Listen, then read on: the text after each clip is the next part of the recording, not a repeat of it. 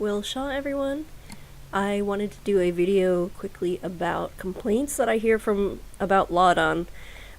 Usually just kind of like the knee-jerk reactions people have from just kind of learning from a surface level what the language is. So I'm starting here with the Wikipedia article excerpt, where I think a lot of the kind of bias comes in from. So if you go to Wikipedia, it says, Láadan is a feminist constructed language created by Suzette Haden-Elgin in 1982 to test the Sapir-Whorf hypothesis, specifically to determine if development of a language aimed at expressing the views of women would shape a culture. A subsidiary hypothesis was that Western natural languages may be better suited for expressing the views of men than women. And the language is also used in the Native Tongue series of books, which I have somewhere over here, maybe. I thought I did. Oh, I put them with my Esperanto books. Just a second. All my books tangentially related to conlangs in one area. So, in the Native Tongue series, there's this whole world where women have lost their rights, and specifically it focuses on the linguist houses, and it's kind of complex, but women invent the language in the book, and I'll talk a little bit more about the context of that later. So some of the common responses I see, if there's any talk about Láadan at all, will be something like, of course some people will find it interesting, but a lot of the complaints I hear are something like, how can a language constrain women? Would it be better to just modify existing language than creating a new one? There's a lot of, this is a stupid idea, this isn't the actual problem, or saying like either it's sexist against women or sexist against men. They would say it's sexist against women because it's saying women aren't able to express themselves properly in their own language, or it's sexist against men because it's female-oriented, I guess. So. And then this comment on a YouTube video said that they're just reversing the patriarchal nature into making it matriarchal. So I have some notes about that too. So the first complaint is that it's just taking the patriarchal model and making it matriarchal, where instead of men have power and women are subservient, then women have power and men are subservient. So this is specifically addressed in Suzette's WisCon talk in 1982, I believe. And I talk through the whole talk in another video, but here's an excerpt of it just to kind of illustrate where Suzette was coming from. So, in science fiction, including science fiction fantasy, this has offered women an extraordinary opportunity, the potential to present alternative models of reality for other women to examine. So she talks about, we have a consensus reality where men are superior to women, men have the power, women are subordinate. She talks about the matriarchy, which is women have the power, men are subordinate. Reality A she describes as the androgynous reality, where men and women both have the power, neither is subordinate. And then her idea was to talk about a third alternative reality called Reality O, which doesn't really have a name. And she describes it as women are neither subordinate to men, nor superior to men, nor equal to men. They are radically different from men. So that's kind of her idea behind Láadan to begin with, is to come up with this alternative that isn't properly explored in other places. And then she says, because the only mechanism that is available to us for the expression of our perceptions of reality is language, and the only language available to women is one constructed by men, shaped by men, and controlled by men from its earliest beginnings. Now you might also say, like, what, that's bullshit, so I'll talk a little bit about that too. But first, the ideas behind Láadan were not to create a reality where the power dynamic is simply flipped. She wanted to present men and women as being different. So, for me, coming from like a non-binary point of view, I'm not really comfortable with this binary dynamic. Men and women are different, and then there's not really an in-between described. Again, I don't think Suzette was really aware of queer culture, or maybe transgender issues or non-binary issues or anything like that from back then. But I'm just trying to explain her goals. So, stemming from this, the idea is that women are unable to fully express their realities. So if you think about the infinite set of everything that is a reality, men have taken, these things from the set of reality and made it into their language, and then there's still a lot of reality out there that possibly don't have words, is not described, and so women don't have access to those because those haven't been formalized in language. So this leads to the next complaint that I see. Women can express themselves just fine in English, or how is language shaped by men when women also use language? So, just kind of to contextualize this some more, women have, yes, used language throughout history, just as men have. However, it would be difficult to argue that women have had the same amount of freedom or the same amount of power throughout history. Throughout most of history, women have been powerless and controlled, and even today there's bias against women that, for a lot of people, is invisible, for a lot of people who don't experience that bias directly.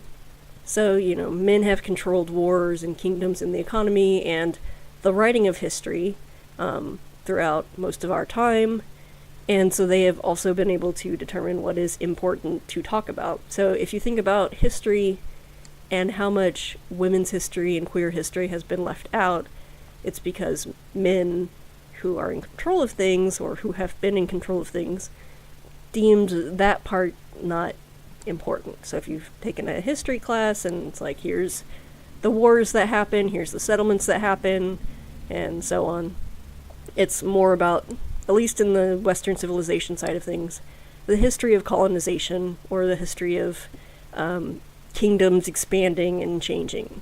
Whereas, there's a whole lot more to history going on than just what countries existed at the times. Okay, so to further kind of make a point about language, I'm taking an excerpt from this book, or I guess it's an essay, Language and Woman's Place, because I think it also kind of illustrates this point. So I'm just going to read this with a cat interrupting me. Come here. Okay. So look at this cat and listen to me.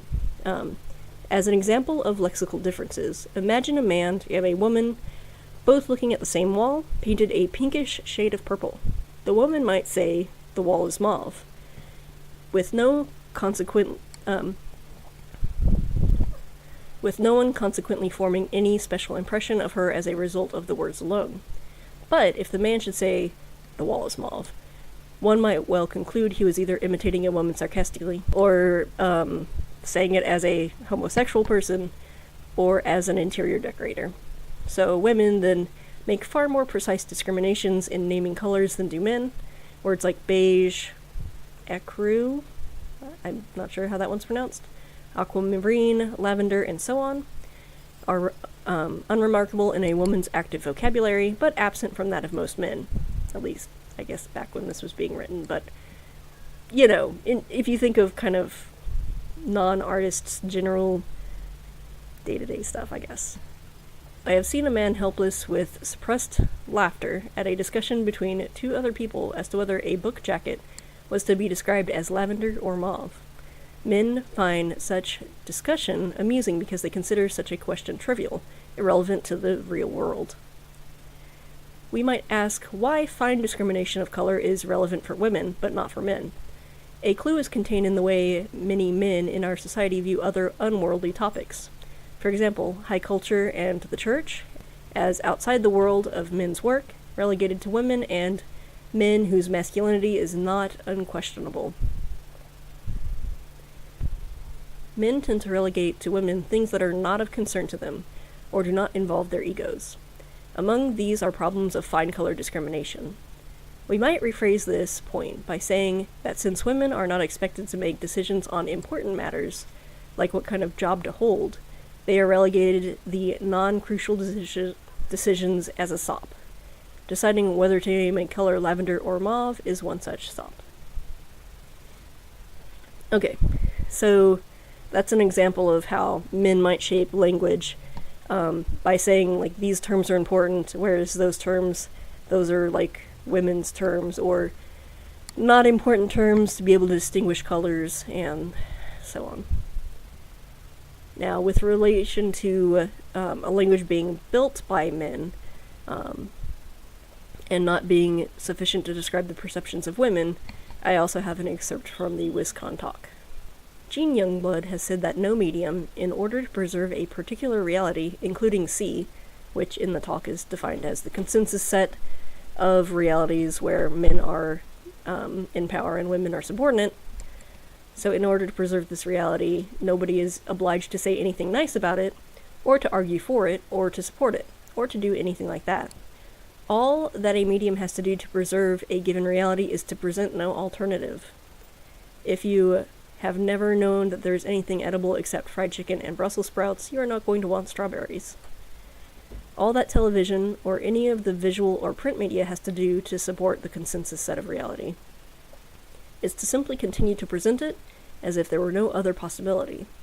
The media can even argue against it, so long as all they do is present in detail those things against which they argue, rather than an alternative. In this context, the question, what do women really want, ceases to be a catchphrase. It may not be a question that can be answered within the ordinary frames of reference. A woman can only express what she really wants in the form of statements of the language that she uses, and then you must imagine what those statements could be true of. And, at that moment, although a woman may have the feeling that there's something very wrong with the reality she's got, and may be able to express in crucifying detail every aspect of that reality, that does not necessarily help her answer the question. She would have to be able to tell you what it is she would prefer in place of the reality she's got, you see.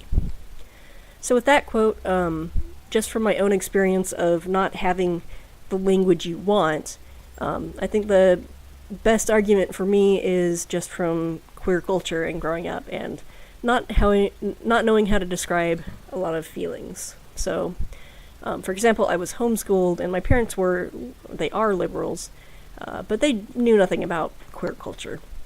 So I had a lot of feelings growing up that I couldn't describe, I couldn't verbalize, I didn't really have a way to make sense of them to me, or to even to explain it in a way that would make sense to a friend. So without language, it was like, how do I explain what I'm feeling? So I think that for a lot of us who are queer and grew up kind of prior to social media, this might be a familiar experience as well. It's a lot better now these days that you can just go on Twitter or any message boards online and learn about different terms, see pride more openly, see transgender people more openly, and there's still a lot of problems, but at least that language is there and there's some visibility there. But if that visibility wasn't there growing up and you had these feelings, it's hard to describe that void.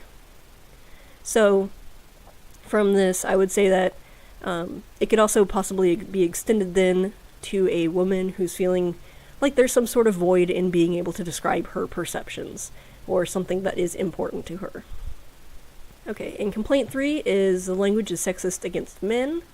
I'm not really sure where this comes from, except that Láadan is described as a feminist language, or that the word with means person or woman, whereas we have a male suffix id to change it to explicitly male, so with can be man or woman or anybody, and with it would be specifically a man. Now, this is not a feature of the language I really like. The flip side is true in Esperanto, where viro means man, and adding an in suffix gives you virino, or woman. I don't really like that. So for me as a non-binary person, I would prefer to kind of have everything be neutral, and have gender modifier suffixes or something to further explain things. So if I want to say I'm a person, or I feel like a feminine person today, or masculine person today, or any other types of gender modifiers. So for me, that's not a feature of the language I like very much. But to give justification of why that is in this language, I would say that it probably just comes from the frame of reference from how the language was invented in the books. So these two books in particular. So in these books, again, there was the linguists who are kind of like a family line, multiple families across the world. They talk to aliens, and none of the other humans are able to do that. They kind of rely on these linguist houses who are able to learn alien languages and talk to aliens. So another thing with these lines, any woman who's unable to bear children, whether they're too old to or just not born able to, have to go live in the barren house. So for them, they are only around the other women there and kind of excluded from the rest of life. So I would say from this frame of reference, when the women are talking in their community, in their world, everything is related to that community and their world. The men and the goings-on outside with the work with the aliens and stuff are part of the other. So implicitly, anything that they're talking about relates to their world inside the barren house, and whatever men are doing is something else that they would have to say, the men, with id, are doing something else. Now, as far as it being a language for women, I think that something can be created for women but still intended to be used by everybody. This is more rare in our culture. We tend to see stuff that's made for men and then presented as unisex, while things created for women are restricted to just be used by women. So again, I'm going to take an excerpt from an article from the LaadanLanguage.org website. Suzette has myths about Láadan as an article, and she says, every few months I do a Google search for Láadan language articles just to see if anything new has turned up, and yesterday's search was productive. There were quite a few things I hadn't seen before, some of them composed mostly of words like stupid, and a 4-letter word I don't use. I'm not sure what that would be adjective-wise. Like, fucking stupid? I don't know. I am accustomed to that, and to being misquoted, and to having the novels misquoted, and to reading criticisms that are based on the misquotations. I'm accustomed to the many well-justified complaints. But after reading for the nth time that Láadan is a language intended only for women, I began to wonder if I had finally lost my mind. That is, I began to wonder if it was possible that somewhere in the native tongue trilogy I had actually said that Láadan was intended only for women. And so she went back to her novels and found this specific quote from the Judas Rose, which is where Láadan was actually gaining traction in the book. And so one of the characters, Nazareth, was lying in her bed thinking about things and said, actually I can turn to this page as well. This is 355. This is quite a bit towards the end. Maybe this is like the last few pages of the book. It is the last page of the book, so Nazareth closes her eyes, thinking that after all she might sleep a little, and smiled at the ceiling. If she lived long enough, she would be so interested to see what they were going to be like. The first human men who had learned Láadan as infants and toddlers. It might make little difference, or no difference at all. On the other hand, it might make a difference worth rejoicing over, and the chances were good enough to make that the likely outcome. We never dared teach our male children, she thought. It would have alerted the men to things that they were better off not noticing. It was always just for girls, and peer pressure has kept it that way, without much effort on our part. But out in the world, and out in the colonies, it would be different. The little ones would be enchanted to have a secret language to play with and to share. Bless the children. She wouldn't live long enough to see it all happen, but she didn't mind. It was long enough to have lived to see it all begin. And so she drifted into sleep at peace. No plan is 100% successful. No woman expects any such thing. But this plan was moving along at a satisfying 75%, more than adequate for the purpose. A jog here, a jog there, the occasional dropped stitch, so that you know it wasn't the work of a machine, and no harm done. She was more than willing to settle for that.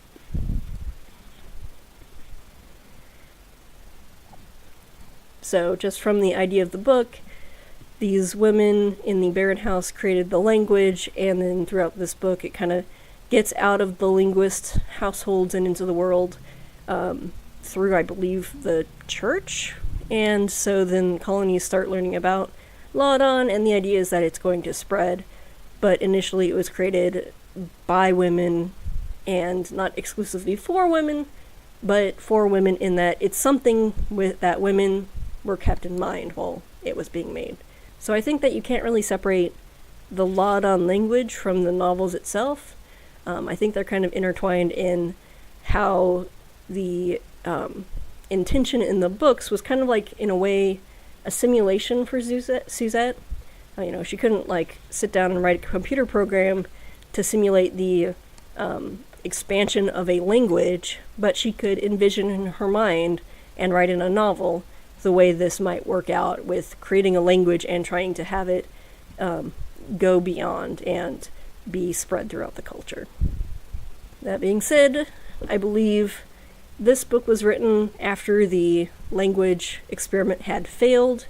So she gave it 10 years to see if anyone actually would pick it up and start using it for the intended purpose of possibly writing sci-fi for women to express a new reality.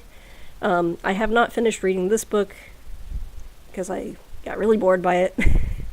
But this is supposed to be afterwards, and that the Láadan language failed, and kind of a response to that.